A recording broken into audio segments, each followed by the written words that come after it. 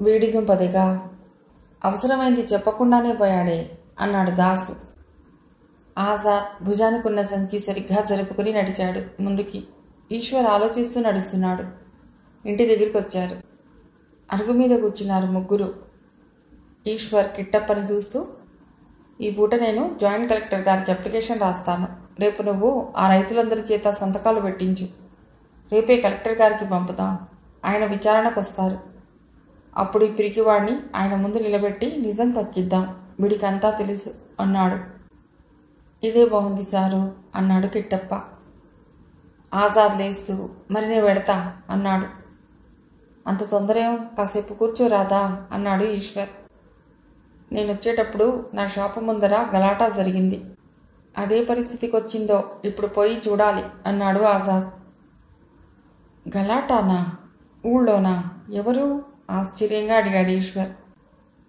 ఎవరో 4-5 పట్నం నుండి వచ్చిన కుర్రవాళ్లలాగా కనిపిస్తున్నారు. 4 రోజులుగా ఊళ్ళో ఉన్న కుర్రకారుని వెంటేసుకుని తిరుగుతున్నారు. ఈ పూట నా షాపు ముందు పెట్టిన సినిమా పోస్టర్ బోర్డుని, హోటల్ ముందుంచిన బోర్డుని, ఊళ్ళో మరో 2 చోట్ల పెట్టిన బోర్డుల్ని, గోడలకు అంటించిన పోస్టర్లని చించి తగలబెట్టారు. ఈశ్వర్ ఓ క్షణం సాలోచనగా చూశాడు. ఇది వింటూనే దాసు, ఓ వాళ్ళ, సరి సరి, ఇంకెవరో అనుకున్నా. ఈ పని వాళ్ళదేలేండి అన్నాడు చాలా మామూలుగా. ఎవరు వాళ్ళు అడిగాడు ఈశ్వర్. సర్పంచ్ గారబ్బాయి రవి, ఆయన మేనల్లుడు కిరణ్, పూజారి గారబ్బాయి కృష్ణమాచార్యులు, శెట్టి కొడుకు సుధాకర్ మనూరి నుండి పట్నంలో కాలేజీ చదువులు చదువుతున్నారు. సెలవులకని ఊళ్ళోకి వచ్చినప్పుడల్లా ఇలాంటి పనేదో చేస్తూనే ఉంటారు. డాక్టర్ పాడైపోయిన మందులిచ్చాడని ఆయన్ని చావగొట్టారు. దాంతో హెల్త్ సెంటర్ డాక్టర్ అసలు రావటమే మానేశాడు. మాలాంటి బీదాబిక్కి ఇంత మందు కావాలంటే 6 మైళ్ళు నడిచి ప్రభుత్వాసుపత్రికి పోవలసిందే. అదల్లా చేశారా? ఊళ్ళో ఇదివరకు రేషన్ షాప్ ఉండేది. తక్కువ ధరకి నూనె, గోధుమలు, బియ్యం దొరికేవి.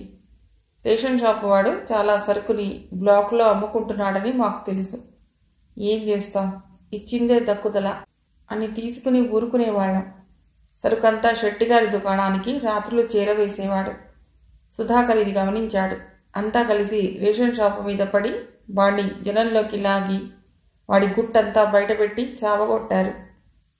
ఆ దెబ్బతో వాడసలు రావటం మానేశాడు. షాపు మూసేశారు. అలా రేషన్ షాప్ పోయింది. మాకు చాలా ఇబ్బంది అయింది. ఇప్పుడు శెట్టి ఎంత రేటు చెప్తే అంత రేటుకి కొనుక్కోవాల్సిందే మేం. ఊళ్ళోకి వచ్చినప్పుడల్లా వీళ్ళు ఇలాంటి పనులేవో చేస్తూనే ఉంటారు. ఈసారి ఆ సినిమా బోర్డుల మీద పడ్డారన్నమాట. వారిని గురించి క్లుప్తంగా పరిచయం చేశాడు దాసు. అంతా విని ఈశ్వర్, లక్ష్యాలు మంచివే, కానీ వాటిని సాధించపూనుకున్న తీరు సరైంది కాదు. చివరికది మీకు ఇబ్బంది కలిగించింది. ఈ ఊళ్ళో ఇంత చైతన్యం, ప్రశ్నించే ధోరణి ఉన్న పిల్లలున్నారా? అయితే వారిని ఓసారి కలుసుకోవాల్సిందే అన్నాడు. దాసు కొంచెం ముందుకు వంగి రహస్యంలా నెమ్మదిగా, అంతేకాదు సారు, వాళ్ళంతా అడవుల్లో ఉండే వారితో చేరిపోతారట అన్నాడు. ఈశ్వర్ ఉలిక్కిపడ్డాడు మనసులో ఈ మాటలు విని. ఆజాద్ కూడా ఆశ్చర్యంగా చూస్తూ, తీవ్రవాదుల్లోనా? అంత బాధలే ఉన్నాయి వాళ్ళకి. వీళ్ళ తండ్రులు బాగానే సంపాదిస్తున్నారుగా అన్నాడు. ఏమో సారు, ఊళ్ళో అంతా అలా అనుకుంటూ ఉంటారు అన్నాడు దాసు. ఈశ్వర్ దాసు కేసు చూస్తూ, వాళ్ళని కలుసుకోవాలి దాసు అన్నాడు. వాళ్లే రేపు మాపో మన గుడానికి వస్తారు సారు. ఇలా వచ్చినప్పుడల్లా రాయుడిని చంపుదాం అంటారు. ఇది మాకు మామూలైంది. కొడుకులు రాయుడిని కొడదాం, చంపుదాం అంటారు. తండ్రులేమో వెళ్ళి రాయుడి కాళ్ళు పట్టుకుంటారు. ఇది ఓ రకమైన నాటకం అనుకోండి అన్నాడు దాసు. ఇది వింటూనే సీనయ్య తల ఊపుతూ, మా బాగా చెప్పావు. వీళ్ళ మాటలు నమ్మి సరేనంటిమా, రాయుడి మనుషులు మనల్ని బతకనిస్తారా? వీళ్ళకేం, వీళ్ళు పట్నం తుర్రుమంటారు. అసలు అక్కడే ఉంచగల స్థోమతున్న తండ్రులు వాళ్ళు. అవసరమైతే రాయుడి కాళ్ళు పట్టుకుని కొడుకుల్ని రక్షించుకుంటారు. మమ్మల్ని ఎవరు కాస్తారు? అందుకే మేం వాళ్ళ మాటలు నమ్మం అన్నాడు సీనయ్య చిరాగ్గా. ఆజాద్ సంచిని సర్దుకుంటూ, నే పోతా ఈశ్వర్. రేపు జాయింట్ కలెక్టర్కి అర్జీ పంపడం మాత్రం మర్చిపోకండి అన్నాడు. అలాగే నన్నట్లు తలూపాడు ఈశ్వర్. ఆజాద్ వెళ్ళిపోయాడు. అతడు వెడుతున్న దిక్కు చూస్తూ సీనయ్య, ఈసారి ఎప్పుడు భుజానికి ఆ సంచి తగిలించుకునే ఉంటారెందుకో. ఏముంటాయందులో అన్నాడు కుతూహలంగా చూస్తూ. పాన్లుంటాయి, సిగరెట్లుంటాయి. మధ్యదారిలో ఎవరన్నా అడిగితే ఇస్తుంటాడు. నేనోసారి చూశా అన్నాడు కిట్టప్ప. ఈశ్వర్ ధ్యాసంతా ఊళ్ళోని కుర్రవాళ్ల మీదుంది. దాసు, ఆ కుర్రవాళ్ళని రేపు ఎలాగైనా ఇక్కడికి తీసురా. అక్కర్లేదు సార్, వాళ్లే వస్తారు అంటూ ఆవులిస్తూ లేచాడు దాసు. పడుకోండి సార్, మేం పోతున్నాం, చాలా పొద్దుపోయింది అంటూ కండువా దులిపి భుజాన వేసుకుంటూ లేచాడు సీనయ్య. వాళ్ళు వెళ్ళిపోయారు. ఈశ్వర్ కుర్రవాళ్ల గురించి ఆలోచిస్తూ మాగన్నుగా పడుకున్నాడు. ఆ రాత్రి తెల్లవారింది. 7:30, 8 గంటలకల్లా రైతులంతా బిలబిలా వచ్చేశారు. అప్పటికే ఈశ్వర్ అప్లికేషన్ రాసుంచాడు. రైతులంతా దానిపై వేలిముద్రలు వేశారు. కొందరు సంతకాలు చేశారు. ఈ తతంగం ముగిసేసరికి 9 దాటుతోంది. అప్పుడొచ్చారు 5 కుర్రవాళ్ళు. ఈశ్వర్ ముందుకొస్తూనే, మీరేనా ఈశ్వర్ అంటే అడిగారు వాళ్ళు. ఈశ్వర్ చిరునవ్వుతో వాళ్ళకేసి చూసి అవునన్నట్లు తలూపి కూర్చోండి అన్నాడు. వాళ్ళు 5 అరుగు మీద సర్దుకొచ్చిన్నారు. ఈశ్వర్ అప్లికేషన్ కవర్లో పెట్టి స్టాంపులు అంటించి దాసుకిస్తూ డబ్బాలో వేయి అన్నాడు. దాసు కవర్ తీసుకుని పోస్ట్ బాక్స్ వైపు వెళ్ళాడు. తర్వాత ఈశ్వర్ వచ్చిన వారి వైపు తిరిగాడు. వాళ్ళని పరిశీలనగా చూశాడు. అందరూ 20 సంవత్సరాల లోపు వాళ్లే. ఇంకా పసితనం వీడని అమాయకపు మొహాలు. చక్కని దుస్తులు వేసుకుని మంచి నాగరికంగా కనిపిస్తున్నారు. మీరు ఈ ఊరొచ్చి చేసిన మంచి పనులు అంతా చెప్పుకుంటుంటే వింటున్నాం. మీలాంటి వాళ్ళు ఈ ఊరికి రావటం ఈ ఊరి జనం చేసుకున్న పుణ్యం, వీళ్ళ అదృష్టం అన్నాడు ఓ కుర్రాడు. ఈశ్వర్ చిరునవ్వుతో చూస్తూ మీ పేర్లేమిటి అని అడిగాడు. వాళ్ళు తమని పరిచయం చేసుకున్నారు. అవును, నిన్న ఆజాద్ పాన్ షాప్ ముందు సినిమా పోస్టర్లే తగలబెట్టారట, ఎందుకు? ఈ ప్రశ్న ఈశ్వర్ అడగగానే వారిలో రవిగా పేరు చెప్పుకున్న కుర్రవాడి మొహం ఎర్రగా కమిలినట్లు కోపంతో కందింది. ఎందుకా? ఆ వాల్ పోస్టర్లని చూసి 10 ఏళ్ల కుర్రవాడు 40 ఏళ్ల స్త్రీ పోతుంటే ఈల వేసి ఎంత బూతు మాటలు అంటున్నాడో మీరు వింటే తెలిసేది అన్నాడు. అందుకని ఆ 4 పోస్టర్లని చింపి తగలడితే అయ్యిందా? వాళ్ళు మళ్ళీ పెడతారు అప్పుడు అన్నాడు ఈశ్వర్. అప్పుడు అలాగే తగలెడతా ఆవేశంగా అన్నాడు కిరణ్. సుధాకర్ ఈశ్వరి చూస్తూ అసలు ఈ సినిమా రంగం అసభ్యతకి అశ్లీలతకి పెద్ద కూడలిగా తయారైంది. ఈనాడు మన దేశంలో స్త్రీలు ఇలా అత్యాచారాలకి గురవుతున్నారంటే దీనికి కారణం ఈ సినిమాలే. సినిమాల్లో చూసే మానభంగాలు, వర్షాల్లో తడిచి గంతులేయటం, అనవసరపు పచ్చి శృంగార సన్నివేశాలు, భార్యాభర్తల పడకగది సరాగాలు, ఇవి లేకుండా సినిమాలేవి?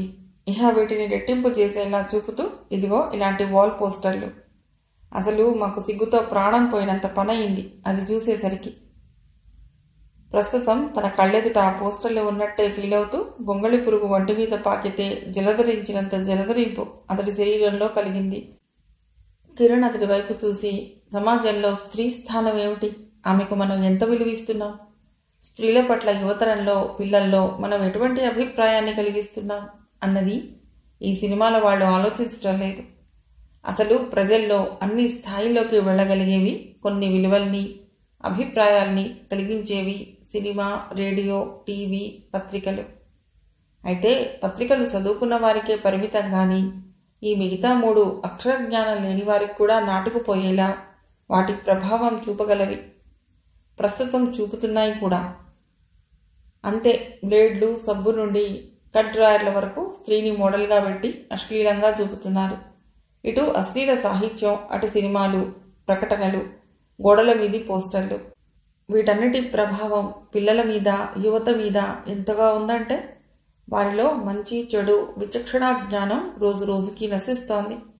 దీనితో స్త్రీకి విలువ తగ్గిపోతోంది. ఈ అశ్లీలత ఇలాగే సాగితే సంఘంలో, కుటుంబంలో స్త్రీ స్థానం ఏమిటి? స్త్రీ జాతి మానసిక వేదనకి గురైతే సమాజంలో ప్రగతి ఎక్కడ? ఆవేశంగా అడిగాడు కృష్ణమాచారి. అదల్లా ఉంచండి.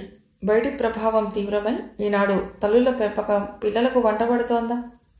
ఇటు ఇంట్లో తల్లి చెప్పేదానికి, అటు బయట తాను చూస్తున్న దానికి పొంతన కుదరక, చెడుని విమర్శనాత్మక దృష్టితో చూడలేక, తెలుసుకోలేక పిల్లలు ఒక విషవలయంలో చిక్కుకుపోతున్నారని ఈ సినిమాలో వాళ్ళకి తెలుస్తోందా? కిరణ్ ఆవేదనగా అడిగాడు. అందుకే మేము ఒక నిర్ణయానికి వచ్చాం. ఆ సినిమా ఆడుతున్న థియేటర్ ముందు ధర్నా చేస్తాం. ఊరేగింపు జరిపి ఇటువంటి సినిమాల్ని నిషేధించమని కోరుతాం. ప్రభుత్వం ఈ విషయంగా చర్యలు తీసుకోవాలని, శాసనాలు చేయాలని డిమాండ్ చేస్తాం అన్నాడు సుధాకర్ తీవ్రంగా. వాళ్ళ ఆవేశం మాటలున్న సత్యానికి, వాళ్ళ ఆవేదన మాటలున్న ప్రగతిశీలతని చూసి ముగ్ధుడయ్యాడు ఈశ్వర్.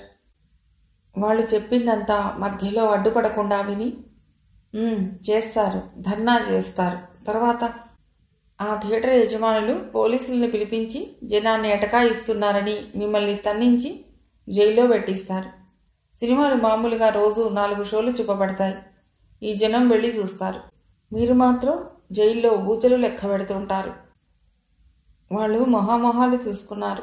ఏం మాట్లాడలేదు. ఈశ్వర్ మళ్ళీ తనే ఇలా అన్నాడు. అందుకే మార్పు రావలసింది, తేవలసింది జనం నుండే. ఓ సెకండ్ వారి వంక చూసి, సమాజం పురుష ప్రాధాన్య విలువల ప్రాతిపాదిక మీద నడుస్తోంది.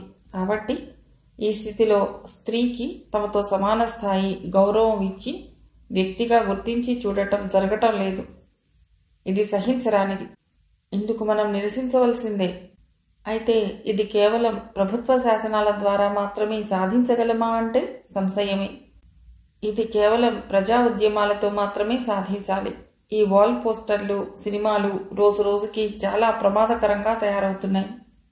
వీటి విషయంగా ప్రజల్లోనే మార్పు తేవాలి. అంటే ప్రభుత్వం దీనిపై ఎలాంటి చర్య తీసుకోదంటారా? ఇటువంటి అసభ్యతని నిషేధించడానికి ప్రత్యేక శాసన వ్యవస్థే ఉంది. కానీ ఏం లాభం? అది అమలుపరచవలసిన రాజ్యాంగ యంత్రం తిరిగి పెట్టుబడి వర్గాల చేతి సాధనమేగా. అందుకే ఆచరణలోకి రాకుండా పోతోంది. కనుకే నేనేం చెప్తానంటే, మీరు ముందుగా ప్రజల్లోకి వెళ్ళి వారిలో వీటికి వ్యతిరేకంగా చైతన్యం తీసుకురండి. అది మీరు చేయవలసిన పని. వాళ్ళు 4 అతడి సూచనని ఆమోదించినట్లు మౌనంగా ఉండిపోయారు. వారిలో చివరగా కూర్చున్న వ్యక్తి మిగతా 4 కంటే కొంచెం పెద్దగా ఉన్నాడు. ఈశ్వర్ అతడిని చూస్తూ ఇతను అని ఆగాడు. చక్రధర. మేమంతా చక్రి అంటాం. MA first class. భారతదేశంలోని కోట్లాది నిరుద్యోగులకి ప్రతీక. ఎక్కడా పట్టువని 10 రోజులైనా పనిచేయని ధీరుడు. ఎన్ని ఉద్యోగాల్లో చేరాడో. ఎక్కడో గబుక్కున గిన్నిస్ బుక్లో ఎక్కినా ఆశ్చర్యపడక్కర్లేదు. ఇన్ని ఉద్యోగాల్లో చేరి మానేసిన వాడు ప్రపంచంలో అరుదేమో కూడా. ఎందుకలా? ఎక్కడ చూసినా అవినీతి, దోపిడీ, లంచగొండితనం మితిమీరిపోయాయి. ఆ పనులు చేయలేక చేస్తున్న వాడిని చూసి నిలేసినందుకు ఉద్యోగాలు ఊడాయి. వింటుంటే ఈశ్వర్కి ఒక్కసారి తన వెనుకటి రోజులు గుర్తుకొచ్చాయి. రవిని చూస్తూ, డిగ్రీ పూర్తయిందా అడిగాడు ఈశ్వర్. ఆహా, మొన్ననే పరీక్షలు అయ్యాయి. ఫస్ట్ క్లాస్లే వస్తాయి. నెక్స్ట్ ఏం చేయాలనుకుంటున్నారు? జాబ్ చూసుకుంటారా, ఇంకా చదువుతారా అడిగాడు ఈశ్వర్ వారి ఫ్యూచర్ ప్రణాళికల్ని తెలుసుకుందామని. రవి ఓ నిమిషం మౌనంగా ఉండి తర్వాత, మాకైతే ప్రస్తుతం ఓ ఆలోచన ఉంది. చక్రి ఈ నెలలోనే అడవికి వెళ్ళిపోతానంటున్నాడు. అతడొక్కడే వెళ్ళటం మాకు ఇష్టం లేదు. మేము 5 ఒక్కటిగా ఉన్నాం ఇంతవరకు. కలిసే వెడదాం అనుకుంటున్నాం. సమాజానికి పట్టిన చీడపురుగులన్నింటినీ ఏరివేయాలనుకుంటున్నాం. అందరిలో ఎదురయ్యే సాధక బాధకాలు తెలుసు. తుపాకీకి తప్ప ఈ దోపిడీదారులు మరి దేనికి లొంగరని గ్రహించాం. ఈశ్వర్ వెన్నెలో చలిలాంటిదేదో జరజరా పాకింది. సుధాకర్ ఈశ్వర్ని చూస్తూ, మీరు పోలీసులకి, రాయుడికి బాగా ఎగెనిస్ట్ అని తెలుసుకున్నాం. అందుకే మీతో ఇలా చెప్పగలిగాం అన్నాడు. మీ అభిప్రాయాలు నిస్సంకోచంగా నాతో చెప్పవచ్చు అన్నాడు ఈశ్వర్. కిరణ్ ఓ క్షణం తటపటాయించి తర్వాత కొద్దిగా ముందుకు జరిగి గొంతు తగ్గించి ఈశ్వర్ వైపుకి బాగా వంగి, అందుకే మేం త్రేతాగ్ని గ్రూప్లో చేరదాం అనుకుంటున్నాం అన్నాడు. ఈ మాటలు వినగానే అప్రతిభుడయ్యాడు ఈశ్వర్. అతను 1 నిమిషం సేపు ఈ షాక్కి తేరుకోలేకపోయాడు. ఇదేమీ గమనించకుండా కిరణ్ చెప్పుకుపోతున్నాడు. కానీ త్రేతాగ్ని పట్టుబడ్డంతో చాలా నిరుత్సాహం కలిగింది మాకు.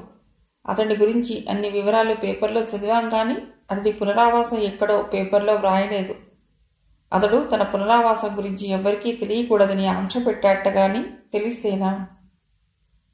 తెలిస్తే ఏం చేస్తారు అడిగాడు ఈశ్వర్ కుతూహలంగా. వెళ్ళి నిలదీసేవాళ్ళం. నీలాంటి వాడే సరెండర్ అయితే ఎలా?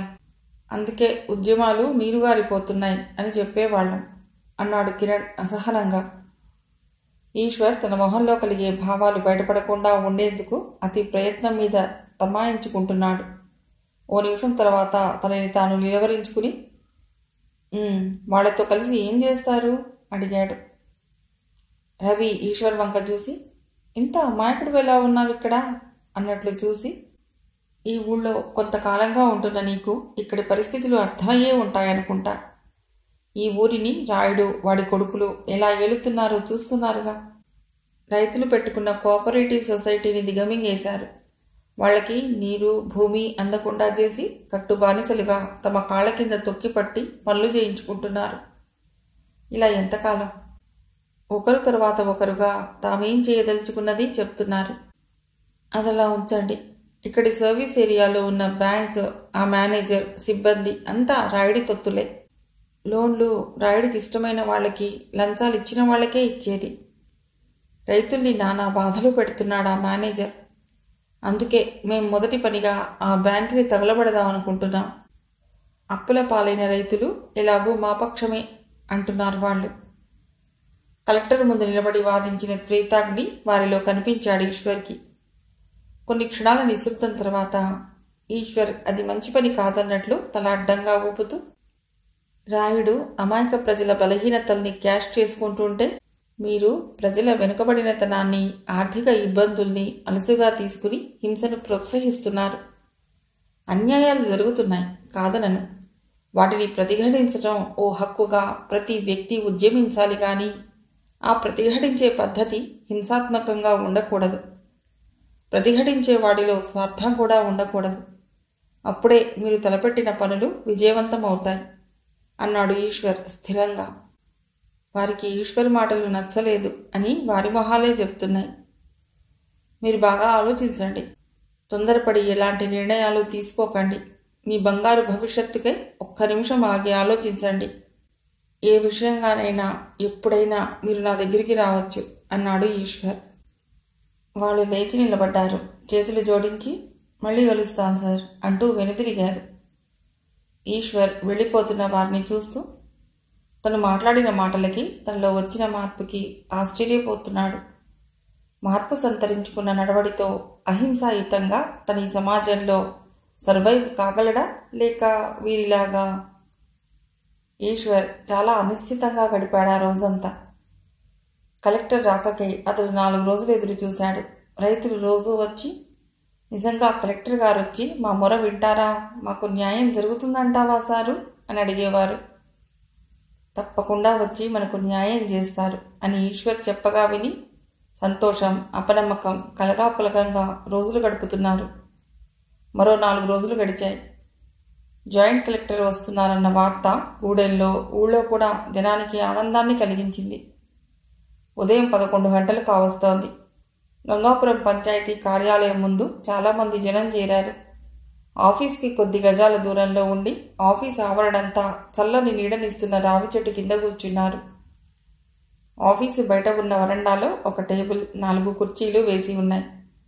ఎంఆర్ఓ, రాయుడు, జోగినాథం, రెవెన్యూ సిబ్బంది రాబోయే జాయింట్ కలెక్టర్ గారి కోసం ఎదురు చూస్తున్నారు. ఇంతలో కారు రానే వచ్చింది. రాయుడు మిగతా వారంతా కారు దగ్గరికి వెళ్లారు జాయింట్ కలెక్టర్ గారిని రిసీవ్ చేసుకునేందుకు. జాయింట్ కలెక్టర్ కారు దిగాడు. ఈశ్వర్, దాసు, రవి, అతడి స్నేహితులు, కిట్టప్ప తదితర యువ రైతులు చెట్టు కిందే నిలబడి ఉన్నారు. జాయింట్ కలెక్టర్ వరండాలోకి వచ్చి కుర్చీలో కూర్చున్నాడు. ఎంఆర్ఓ కొన్ని ఫైల్స్ అతడి చేతికి ఇచ్చాడు. రాయుడు కూడా అక్కడే ఓ కుర్చీలో కూర్చున్నాడు. ఫైల్స్ చూసి జాయింట్ కలెక్టర్ రాయుడిని చూస్తూ, నేనొచ్చిన ఎంక్వైరీ మీరు కూడా ఒక పార్టీ కనుక మీరిక్కడ కూర్చోవటం భావ్యంగా ఉండదు. మీరు కావాలనుకుంటే ఆ జనం దగ్గరే కుర్చీ వేసి కూర్చోండి దయచేసి అన్నాడు ఎంతో మర్యాదగా జాయింట్ కలెక్టర్. ఇది వినగానే రాయుడికి ఎంతో అవమానంగా అనిపించింది. ఎంతో ఆవేశం వచ్చింది. అయినా ఆయన ఎంతో లౌక్యుడు. ఈ సమయంలో జాయింట్ కలెక్టర్తో ఘర్షణకి దిగితే తనకే నష్టం. అందుకే మిమ్మల్ని కలిసి మాట్లాడాక నేనే వెళ్ళి అక్కడ కూర్చుందాం అనుకున్నాను. ఈలోపు మీరే చెప్పారు. అసలు నాకు నా ప్రజల మధ్య కూర్చోవడం అంటేనే ఇష్టం. కానీ వారికి నా మీదెంతో గౌరవం. అందుకే మీ పక్కనే నేను కూర్చోవాలని పట్టుబట్టి ఇక్కడ కుర్చీ వేశారు. అయినా మీ మాట కాదన్ను అంటూ జోగినాథం కేసి చూస్తూ లేచాడు. జోగినాథం కుర్చీ తీసుకెళ్లి కలెక్టర్ గారి ఎదురుగా కొంచెం దూరంలో వేశాడు. రాయుడు అక్కడ కూర్చున్నాడు. జాయింట్ కలెక్టర్ ఎంఆర్ఓకి ఏదో చెప్పాడు. అతడు టేబుల్ ముందుకొచ్చి కలెక్టర్ గారికి అడ్డం లేకుండా పక్కన నిలబడి ఎదురుగా ఉన్న జనాన్ని ఉద్దేశిస్తూ, తగాదాలో ఉన్న భూములకి సంబంధించి మీ దగ్గర ఉన్న భూమి రికార్డ్స్ ఏవైనా సరే, శిస్తు రసీదుల దగ్గర నుండి పహాణీ పత్రిక వరకు మీ దగ్గరున్న సాక్ష్యాలు అదనపు మెజిస్ట్రేట్ హోదాలో ఇక్కడ కూర్చున్న జాయింట్ కలెక్టర్ గారికి అందజేయవలసింది అన్నాడు. కొద్దిసేపు జనంలో కోలాహలం, మాటలు, గందరగోళం. అంతలో రాయుడు లేచి తన దగ్గరున్న కాగితాలేవో ముందుగా జాయింట్ కలెక్టర్కి అందజేసి వచ్చి కూర్చున్నాడు. వాటిని పరిశీలిస్తున్నాడు జాయింట్ కలెక్టర్. తర్వాత కొద్దిసేపటికి జనంలో కొంతమంది లేచి తమ దగ్గర శిస్తులు కట్టిన రసీదులు, పొలాలకి కావలసిన ఎరువులు, విత్తనాలు కొన్న బిల్లులు, వ్యవసాయాధికారులు వచ్చినప్పుడు పంటని పరిశీలించి వారిచ్చిన సూచనలు మొదలైన కాగితాలను తీసుకెళ్లి కలెక్టర్ గారికి ఇచ్చారు. ఆయన వాటినన్నింటినీ చాలా జాగ్రత్తగా పరిశీలించాడు. పరిశీలనంతా అయ్యాక ఆయన జనం వైపోసారి, రాయుడు వైపోసారి చూస్తూ, రాయుడు గారు, వివాదంలో ఉన్న ఈ పొలాలన్నీ వీళ్ళు కొన్ని సంవత్సరాలుగా దున్నుకుంటున్నట్లుగా శిస్తు రసీదులు వగైరా సాక్ష్యాలు చూపిస్తున్నారు. దీన్ని బట్టి చూస్తే వాళ్ళు ఆ పొలాలు తమవిగా ఎంచుకుని దున్నుకుంటున్నట్లుగా ఉంది. దీనిపై మీరేమంటారు? రైతుల మొహాలు వికసించాయి ఆ మాటలకి. రాయుడు లేచి అతి వినయంగా, కలెక్టర్ గారు, ఈ పొలాలే కాకుండా కుటుంబానికి సంబంధించిన అనేక వ్యవహారాలు చూసుకోవలసిన బాధ్యతలు ఉన్నవాడిని గనుక వీళ్ళందరినీ నెలకి కూలీలుగా మాట్లాడి వాళ్ళకు కావలసినటువంటి ఎరువులకి, విత్తనాలకి విడిగా డబ్బు నేనే ఇస్తుండేవాడిని. అంటే మా జోగినాథం ఇస్తుండేవాడు. కొన్ని కారణాల వల్ల మాకు శిస్తు కట్టే వీలు కుదరక భూమి శిస్తు కూడా వారినే కట్టి రసీదులు మాకు పంపమన్నాం. అలా కొందరు రసీదులు ఇచ్చారు, కొందరు ఇవ్వలేదు. శిస్తు కట్టిన వీరంతా తమ పేర్ల మీద శిస్తు కట్టుకుని నాకు నమ్మక ద్రోహం చేశారు, నన్ను మోసం చేశారు. అందుకు వీళ్ళని మీరు శిక్షించాలని కోరుతున్నాను కలెక్టర్ గారు అన్నాడు. ఇది వినగానే కూర్చున్న జనం లేచారు, పెద్దగా కేకలు వేస్తూ. రాయుడు గారు మాకొక్క పైసా ఇవ్వలేదు. శిస్తులు మా డబ్బుతో మేమే కట్టాం. మా రక్తాన్ని చెమటగా చేసి ఆ భూముల్ని తడుపుకున్నాం. ఆ పొలాల్ని మా తాత ముత్తాతల కాలం నుండి మేమే సాగు చేసుకుంటున్నాం. రైతుల కేకలతో రాయుడేదో చెప్తున్నా అది ఎవరికీ వినబడకుండా పోయింది. ఎంఆర్ఓ, ఆర్ఐ జనాన్ని సర్దటానికి ఎంతో ప్రయత్నిస్తున్నారు. ఈశ్వర్ కూడా వచ్చి రైతుల్ని సమాధానపరిచి నిశ్శబ్దంగా ఉండమని చెప్తున్నాడు. వారికున్న చివరి ఆశాజ్యోతి అయిన ఎంక్వైరీ కనుక తమకు వ్యతిరేకమైతే తామంతా ఉమ్మడిగా ఆత్మహత్యలు చేసుకోవటం తప్ప మరో గత్యంతరం లేదు. 10 నిమిషాల తర్వాత కానీ ఆ రభస సద్దుమణగలేదు. జాయింట్ కలెక్టర్ గొంతు సవరించుకుని, రాయుడు గారు చెప్పింది మీరంతా విన్నారు కదా, మీ సంజాయిషి ఏమిటి అని అడిగాడు. అప్పుడు జనం అంతా ఈశ్వర్ వైపు చూశారు, తమ తరఫున మాట్లాడమన్నట్టుగా. ఈశ్వర్ ఒక్కడుగు ముందుకేసి కలెక్టర్ వైపు చూస్తూ, చీమలు చాలా కష్టపడి పుట్టల్ని కట్టుకుంటాయి. పాములు వాటిని తమ కోటలుగా మార్చుకుంటాయి. పాములు వాటిలో ఉన్నాయి కదా అని మనం పాముల పుట్టలను పెంచే సంస్కృతిలోనే ఇంకా ఉన్నాం. దిక్కులేని చీమలు బిక్కమొహం వేసినట్లే వీళ్ళు మీ ముందు ఈనాడు బిక్కమొహాలతో నిలబడ్డారు సార్ అన్నాడు ఈశ్వర్. జాయింట్ కలెక్టర్ ఈశ్వర్ వైపు చూశాడు కించిత్ ఆశ్చర్యంగా. నోరున్నవాడి మౌనం, శక్తున్నవాడి క్రియాశూన్యత, బుద్ధున్నవాడి పిరికితనం, ఇవి 3 సమాజంలో ఉన్నంతకాలం వీరికి న్యాయం జరుగుతూనే ఉంటుంది. సాంకేతికంగా మీకు కావలసింది నిరూపణలే. అయితే మీ ముందున్న ఆ రసీదులు తప్ప వీరి దగ్గర మరేవీ లేవు.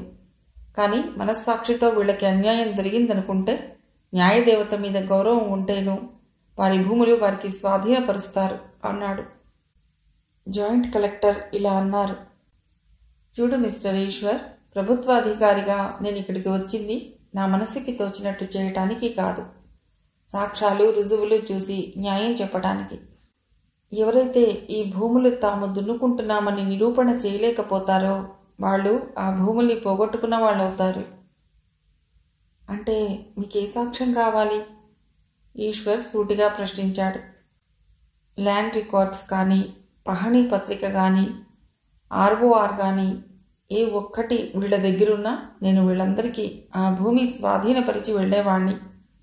అదనపు మ్యాజిస్ట్రేట్ హోదాతో నేను ఆ పని చేయటానికి ఇక్కడికి వచ్చాను అన్నాడు ఎదురుగా దూరంగా నిలబడున్న డిఎస్పీని, ఇతర పోలీసు అధికారులని చూస్తూ.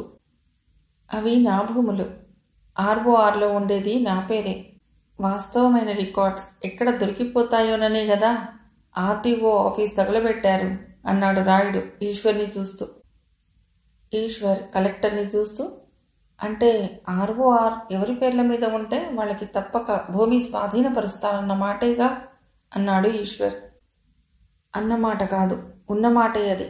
రూల్ ప్రకారం ఆర్ఓఆర్లో ఎవరి పేర్లుంటే వారికే ఆ భూములన్నీ స్వాధీనపరచాలి అన్నాడు జాయింట్ కలెక్టర్. సరే సార్ అని పెద్దగా అంగళ్ళు వేసుకుంటూ కలెక్టర్ దగ్గరికి వెళ్ళి ఈశ్వర్ ఏదో చిన్నగా మాట్లాడాడు. కలెక్టర్ ఓసారి అతడి మొహం వంక చూసి అతడితో కలిసి పంచాయతీ ఆఫీస్లోకి వెళ్ళాడు. బయట ఉన్న రాయుడది చూసి కనుబొమ్మలు ముడిచాడు. ఈశ్వర్ మీదున్న నమ్మకంతో జనం ఆశగా ఎదురు చూస్తున్నారు లోపలికి వెళ్ళిన వారి రాకకై. తమలోని వ్యక్తి కలెక్టర్ గారితో మాట్లాడటం వారికెంతో సంతృప్తిని కలిగించింది. మిగిలిన కథ తర్వాతి భాగంలో.